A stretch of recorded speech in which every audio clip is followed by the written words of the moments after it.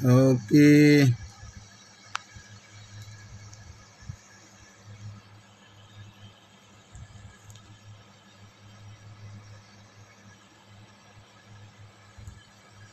Nah, itu dia. Ya, baik. Selamat pagi untuk kita semuanya. Ya, puji Tuhan. Ya, pagi, puji Tuhan, Bapak Ibu Saudara. Kita menggunakan waktu yang terbatas karena Zoom kita masih ada perbaikan, dan mari kita berdoa untuk menyambut firman Tuhan. Kita berdoa. Bapa di dalam surga, terima kasih Tuhan Yesus. Kami mau mengikuti kehendak-Mu sebagaimana pujian yang baru saja dinaikkan memuliakan Engkau Bapa di surga. Kami mau menyenangkan hati Tuhan, kami ingin mendengarkan kebenaran firman-Mu ya Tuhan. Terima kasih Bapa, diberkatilah semua saudara-saudara kami yang sudah hadir pada pagi hari ini dalam pelaksanaan ibadah saat teduh kami. Tuhan memberkati semua. Di dalam nama Tuhan Yesus kami berdoa. Haleluya. Amin. Amin. Puji Tuhan. Baik Bapak Ibu Saudara yang dikasihi Tuhan Yesus. Ya, kita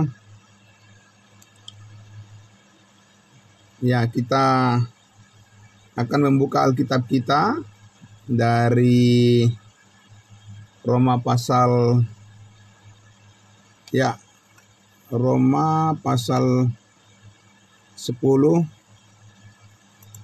Roma pasal 10 ayatnya yang kita baca ayatnya yang ke-14 dan sampai ayatnya yang ke-17 ya. Ayat 14 sampai ayatnya yang ke-17. Mari Bapak Ibu Saudara, ya, saya akan membacakan untuk kita semuanya ya. Dikatakan Roma pasal 10 ayat 14 sampai 17. Tetapi bagaimana mereka dapat berseru kepadanya jika mereka tidak percaya kepada Dia? Bagaimana mereka dapat percaya kepada Dia jika mereka tidak mendengar tentang Dia? Bagaimana mereka mendengar tentang Dia, tentang Yesus maksudnya, tentang Allah, jika tidak ada yang memberitakannya? Dan bagaimana mereka dapat memberitakannya jika mereka tidak diutus? Seperti ada tertulis, betapa indahnya kedatangan mereka yang membawa kabar baik. Tetapi tidak semua orang Israel menerima kabar baik itu. Tetapi Yesaya sendiri berkata, Tuhan, siapakah yang percaya kepada pemberitaan kami?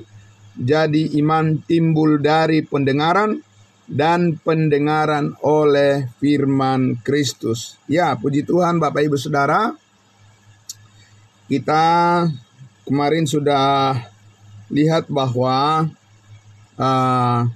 pemberita firman itu dikatakan betapa di ayatnya yang ke-15 tadi, ya, betapa seperti ada tertulis betapa indahnya kedatangan mereka yang membawa kabar baik itu. Dan kita lihat Bapak Ibu Saudara, Rasul Paulus tentunya menyampaikan secara konteks daripada pemberitaan ini adalah berkaitan dengan masa depan daripada bangsa Israel, di mana kita tahu suatu saat nanti mereka akan dipulihkan oleh Tuhan sebagai umat kerajaannya di bumi ini, dan akhirnya mereka nanti akan menjadi pemberita Injil kerajaan sorga. Ya, mereka akan menjadi pemberita Injil kerajaan sorga. Ya, meskipun mereka harus melalui suatu masa penderitaan yang disebut dengan masa sengsara, tapi itu adalah saat di mana Tuhan Yesus akan datang untuk memulihkan mereka sebagai kerajaannya, ya, sebagai umat kerajaannya, kerajaan sorga di bumi. Dan disitulah dikatakan betapa indahnya kedatangan mereka, karena itu pertanda bahwa dengan munculnya para penginjil-penginjil yang kita tahu di Wahyu pasal 7 itu ada 144.000 ya. 144.000 dari setiap suku dari bangsa Israel, dari Ruben sampai Benjamin. Di situ ada orang-orang pilihan Allah ya untuk memberitakan Injil kerajaan sorga bagi bangsa Israel, bagi semua orang pada saat itu untuk menyambut Mesias yang akan datang. Maka dikatakan di situ betapa indahnya kedatangan mereka yang membawa kabar baik. Nah, Bapak Ibu Saudara yang dikasihi Tuhan Yesus, tentu saja saat ini dalam program Allah kepada kita bangsa-bangsa lain, yaitu tidak melalui bangsa Israel, tetapi melalui Injil kasih karunia Allah yang langsung disampaikan melalui Rasul Paulus dan sekarang melalui kita sebagai pembawa kabar baik, berita Injil keselamatan itu. Betapa indahnya kedatangan kita sebagai pembicara, kedatangan kita sebagai speaker ya, sebagai orang yang menyaksikan Injil anugerah, Injil kasih karunia Allah menjadi jalan keselamatan bagi semua orang saat ini berdasarkan kasih karunia Tuhan, yaitu penyalipan pengorbanan Yesus Kristus yang telah menebus dan mengampuni segala dosa manusia sekali untuk selama-lamanya. Dan setiap orang yang percaya, yang mendengar berita keselamatan ini pasti diselamatkan dan dimeteraikan dengan Roh Kudus. Nah, Bapak Ibu Saudara yang dikasihi Tuhan Yesus, maka saya ingin mengajak kita untuk melihat lagi bahwa gambaran keadaan daripada bangsa Israel di masa yang akan datang itu, ya, Paulus membawakan gambaran itu terkait dengan bagaimana orang diselamatkan saat ini adalah dikatakan tadi di situ di ayat 14, ya, kita lihat di ayat 14 Roma pasal 10 ini. Tetapi bagaimana mereka dapat berseru kepadanya jika mereka tidak percaya kepada Dia? Bagaimana mereka dapat percaya kepada Dia, kepada Allah, jika mereka tidak mendengar tentang Dia? Bagaimana mereka mendengar tentang Dia, tentang Allah, jika tidak ada yang memberitakannya? Nah, Bapak Ibu Saudara yang dikasihi Tuhan Yesus, kembali sedikit lagi terkait dengan program Allah bagi bangsa Israel, di mana ketika Yesus datang ke dunia ini, ya, Dia disambut oleh orang-orang yang mendengar berita kabar baik yang disampaikan, yang diserukan oleh Tuhan Yesus kepada bangsa Israel. Dan kita akan lihat dulu, ya, kita lihat dulu di Lukas pasal 10 ya. Lukas pasal 10 Bapak Ibu Saudara, kita akan lihat di sana bahwa di situ Lukas pasalnya yang ke-10 ayatnya yang ke-38 akan saya bacakan untuk kita ya. Akan saya bacakan Lukas pasal 10 ayat 3 mulai dari ayat 38. Judulnya di situ ya, Maria dan Marta. Ketika Yesus dan murid-muridnya dalam perjalanan, tibalah ia di sebuah kampung. Seorang perempuan yang bernama Marta menerima dia di rumahnya. Perempuan itu mempunyai seorang saudara yang bernama Maria. Maria itu duduk dekat kaki Tuhan dan terus mendengarkan perkataannya. Sedang Marta sibuk sekali melayani. Ia mendekati Yesus dan berkata, "Tuhan, tidakkah engkau peduli bahwa saudaraku membiarkan aku melayani suruhlah dia membantu aku. Tetapi Tuhan menjawabnya, Marta, Marta, engkau khawatir dan menyusahkan diri dengan banyak perkara. Ayat 42, tetapi hanya satu saja yang perlu. Maria telah memilih bagian yang terbaik, yang tidak akan diambil daripadanya. Jadi Yesus disambut ketika dia memberitakan kabar baik tentang masa depan daripada bangsa Israel. Ya, di sini kita lihat Bapak Ibu Saudara bahwa banyak orang yang menyambut Yesus pada saat dia memberitakan kabar baik mengenai kerajaan sorga bagi bangsa Israel. Nah, sekarang kita lihat Bapak Ibu Saudara, di dalam kita lihat dulu di dalam Kisah Para Rasul 16. Sekarang kita lihat bahwa Rasul Paulus juga disambut oleh orang-orang yang mau menghargai berita keselamatan berdasarkan kasih karunia Allah yang disampaikan oleh Rasul Paulus. Dan kita akan lihat ini khususnya ketika di Filipi, ya, ketika di kota Filipi. Kita lihat di ayatnya yang ke-13, ayatnya yang ke-13, ya. Ya, Kisah Para Rasul 16, kita lihat di ayatnya yang ke-13. Dikatakan, pada hari Sabat kami keluar pintu gerbang kota, kami menyusur tepi sungai dan menemukan tempat sembahyang Yahudi yang sudah kami duga ada di situ. Setelah duduk, kami berbicara kepada perempuan-perempuan yang ada berkumpul di situ. Seorang dari perempuan-perempuan itu yang bernama Lydia turut mendengarkan. Ia seorang penjual kain ungu dari kota Tiatira yang beribadah kepada Allah. Tuhan membuka hatinya sehingga ia memperhatikan apa yang dikatakan oleh Paulus.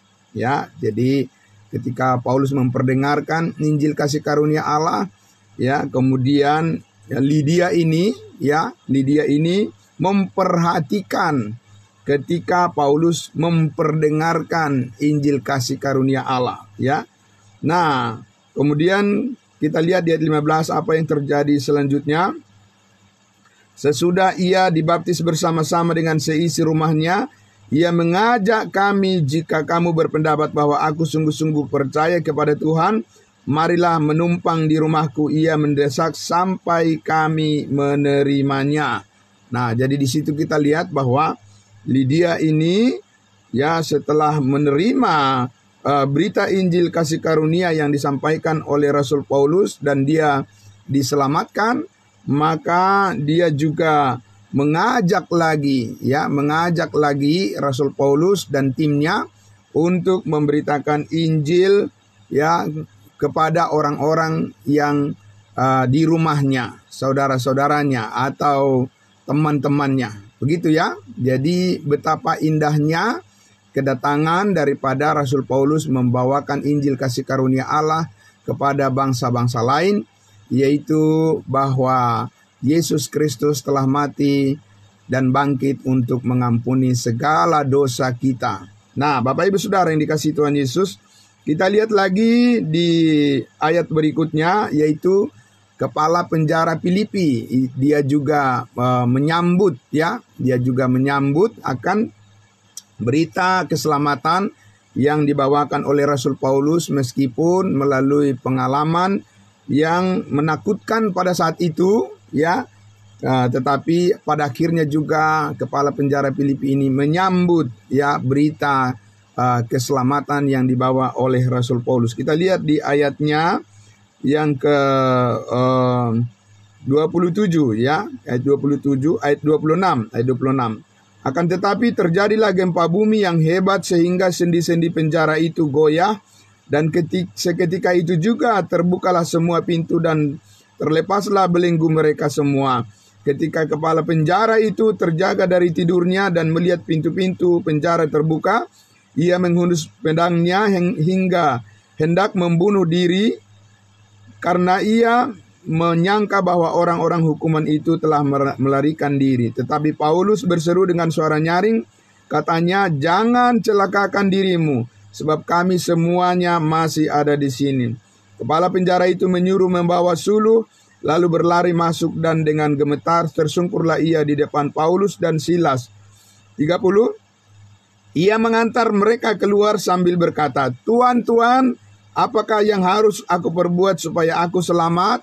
Ayat 31.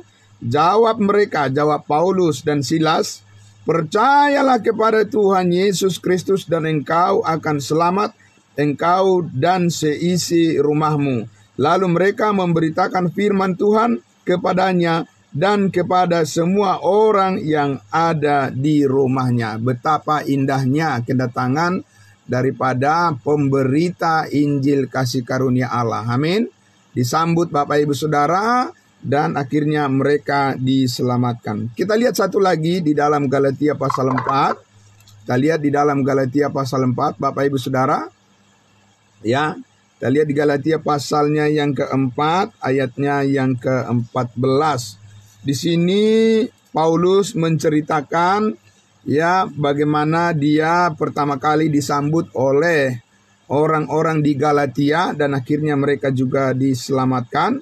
Galatia pasal 4 ayatnya yang ke-14 ya. Ayatnya yang 14 ya. Mulai dari ayat 13 lah. Mulai dari ayat 13 ya. Kita lihat Galatia pasal 4 ayat 13 ya. "Kamu tahu bahwa aku pertama kali telah memberitakan Injil kepadamu oleh karena aku sakit pada tubuhku," kata Paulus ya. "Sungguh pun demikian keadaan tubuhku itu yang merupakan pencobaan bagi kamu, namun kamu tidak menganggapnya sebagai sesuatu yang hina dan menjijikkan. Tetapi kamu telah menyambut aku sama seperti menyambut seorang malaikat Allah, malahan sama seperti menyambut Kristus Yesus sendiri." Luar biasa Bapak Ibu Saudara ya. Jadi pengalaman-pengalaman daripada Paulus sebagai pemberita Injil Kristus itu saudara-saudaraku disambut oleh banyak orang dan banyak orang akhirnya yang diselamatkan. Bapak Ibu Saudara, orang-orang Galatia ini tidak mempersoalkan bagaimana kondisi Paulus secara fisik ya Bapak Ibu Saudara, tapi mereka menerima fokus saja kepada firman Allah, fokus kepada Injil kasih karunia Allah yang menyelamatkan mereka. Puji Tuhan, itu adalah sikap yang sangat luar biasa ya, harus dicontoh karena mereka ya tidak ada motivasi-motivasi secara duniawi ya.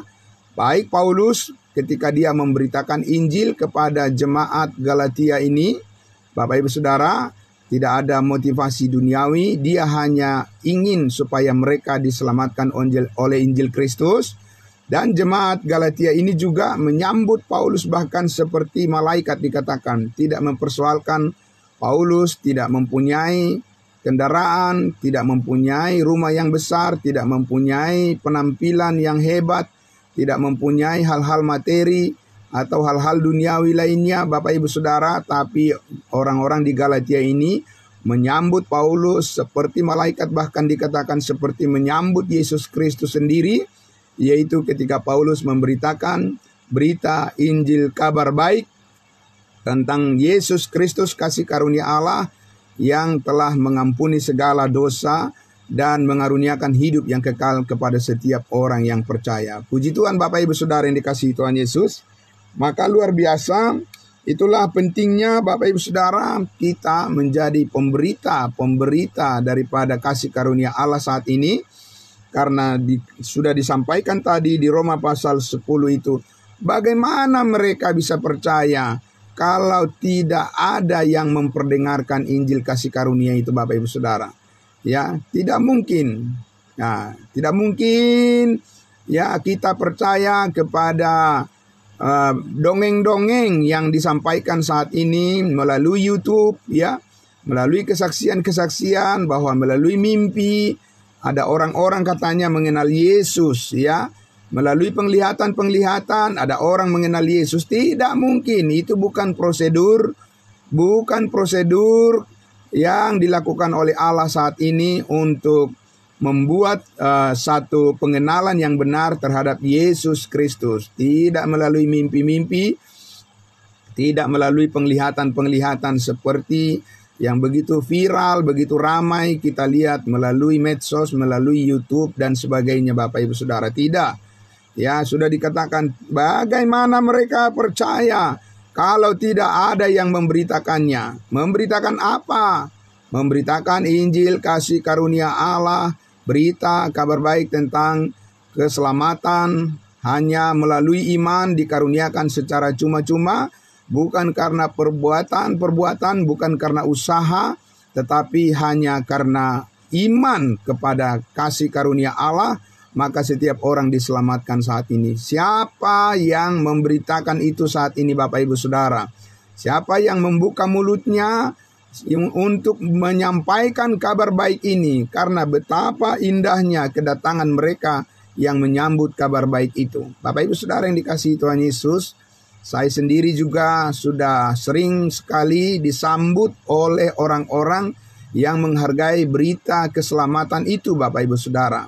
Sejak dari dulu, ya puluhan tahun yang lalu, saya terus menyampaikan berita tentang salib Kristus, berita keselamatan, bahwa semua dosa telah diampuni oleh Tuhan Yesus, dan setiap orang yang percaya pasti diselamatkan dan dimeteraikan dengan Roh Kudus sebagai jaminan untuk selama-lamanya. Banyak orang yang menyambutnya, Bapak Ibu Saudara, dan banyak orang yang diselamatkan. Dan akan terus kita sampaikan, Bapak Ibu Saudara, ya kita akan suarakan karena betapa indahnya kedatangan pembicara, pembawa kabar baik itu. Bapak Ibu Saudara dan saya lah yang saat ini yang diminta oleh Tuhan untuk menyampaikannya kepada semua orang di mana saja dan kapan saja. Amin. Nah, Bapak Ibu Saudara yang dikasihi Tuhan Yesus, karena itu ya kita bersyukur, Bapak Ibu Saudara, maka kita berterima kasih kepada Tuhan kita Yesus Kristus.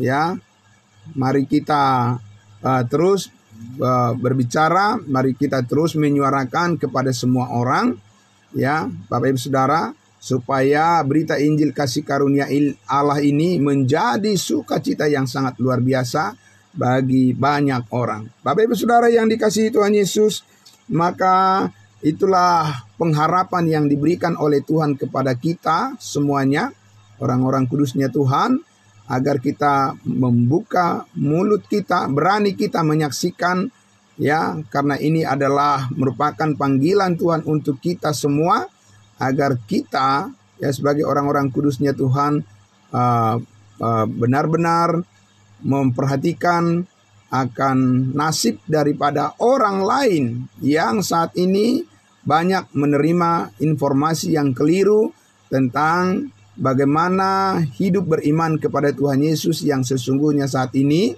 adalah hidup di bawah kasih karunia-Nya, bukan hidup di bawah hukum Taurat atau hidup di bawah keinginan daging. Bapak Ibu Saudara yang dikasihi Tuhan Yesus, marilah kita bersyukur kepada Tuhan kita Yesus Kristus karena kita diberikan kesempatan menjadi orang-orang yang siap untuk menyaksikannya kepada semua orang, menyaksikan kabar baik betapa indahnya disambut oleh orang yang mau percaya atas pemberitaan Injil kasih karunia Allah, karena Allah menghendaki supaya semua orang diselamatkan dan memperoleh pengetahuan akan kebenaran. Terpujilah Tuhan kita Yesus Kristus. Mari kita berdoa dan mengucap syukur atas firman Allah yang sudah kita dengarkan bersama. Mari Bapak Ibu Saudara.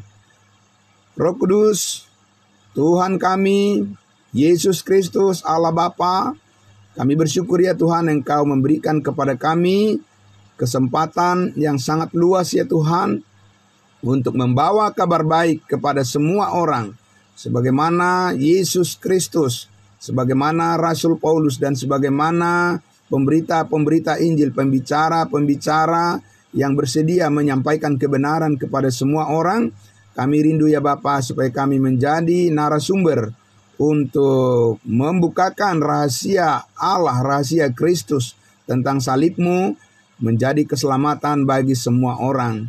Terima kasih Bapa dalam surga.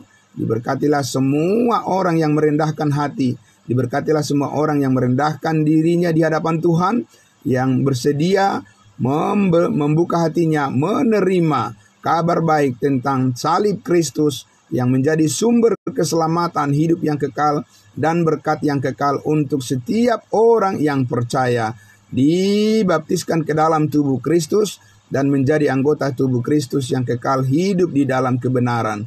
Terima kasih Bapa dalam surga atas pelayanan ini. Terpujilah Engkau, diberkati semua yang mendengarkan firman-Mu. Ya baik Tuhan, saya ucapkan banyak